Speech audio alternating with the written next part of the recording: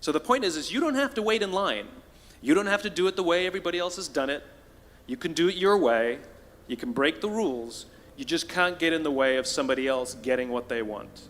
That's rule number 1. Rule number 2. I like this one.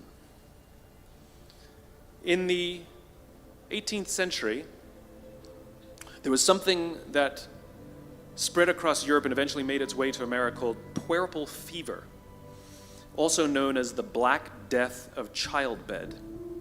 Basically what was happening is women were giving birth and they would die within 48 hours after giving birth. This Black Death of childbirth was the ravage of Europe, and it got worse and worse and worse over the course of over a century. In some hospitals, it was as high as 70% of women who gave birth who would die as a result of giving birth. But this was the Renaissance. This was the time of empirical data and science, and we had thrown away things like tradition and mysticism. These were men of science, these were doctors.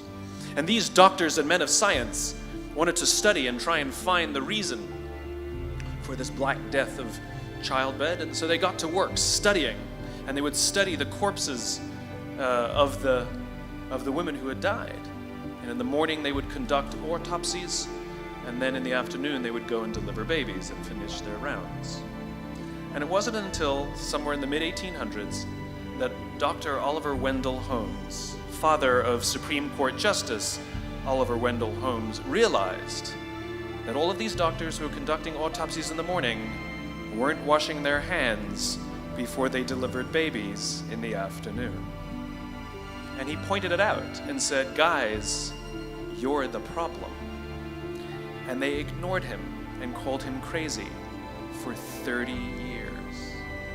Until finally somebody realized that if they simply washed their hands, it would go away. And that's exactly what happened. When they started sterilizing their instruments and washing their hands, the Black Death of childbed disappeared. My point is, the lesson here is, sometimes you're the problem.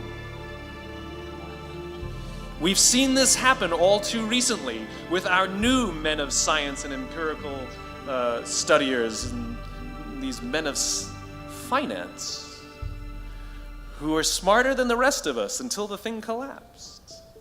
And they blamed everything else except themselves.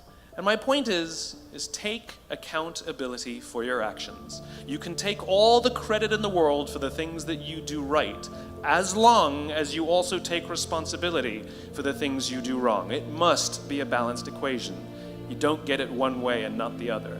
You get to take credit when you also take accountability. That's lesson 2. Lesson 3, take care of each other.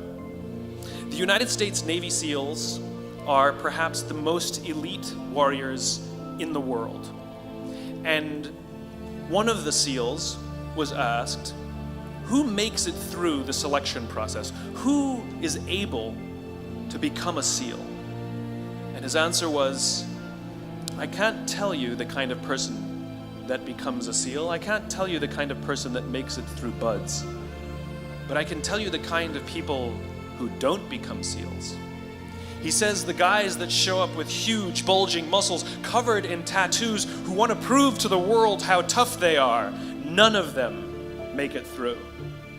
He said the preening leaders who like to delegate all their responsibility and never do anything themselves, none of them make it through. He said the star college athletes who've never really been tested to the core of their being, none of them make it through. He says some of the guys that make it through are skinny and scrawny. He said some of the guys that make it through, you will see them shivering out of fear. He says, however, all the guys that make it through, when they find themselves physically spent, emotionally spent, when they have nothing left to give physically or emotionally, somehow, some way, they are able to find the energy to dig down deep inside themselves, to find the energy to help the guy next to them. They become SEALs, he said. You want to be an elite warrior. It's not about how tough you are. It's not about how smart you are. It's not about how fast you are. If you want to be an elite warrior, you better get really, really good at helping the person to the left of you and helping the person to the right of you. Because that's how people advance in the world. The world is too dangerous and the world is too difficult for you to think that you can do these things alone. If you find your spark, I commend you. Now, who are you going to ask for help, and when are you going to accept help when it's offered? Learn that skill. Learn by practicing helping each other. It'll be the single most valuable thing you ever learn in your entire life. To accept help when it's offered and to ask for it when you know that you can't do it. The amazing thing is, when you learn to ask for help, you'll discover that there are people all around you who've always wanted to help you. They just didn't think you needed it because you kept pretending that you had everything under control.